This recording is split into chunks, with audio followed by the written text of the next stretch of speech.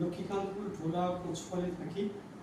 আমি এখানে এসেছি সেন্টারে, সেন্টার নাম এম মন্দির আর্ট সেন্টার। এখান থেকে একটা কাজের জন্য এসেছি, কাজের দরকার, কাজ করতে চাইছি। শুনেছি সেন্টারটা খুব ভালো,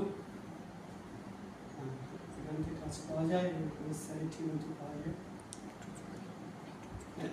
এখানে এরা ভালো ভালো জায়গায় কাজে দেয় এবং স্যালারিটাও ঠিক মতো পাওয়া যায় এবং তাতে আমাদের উন্নতি হয়।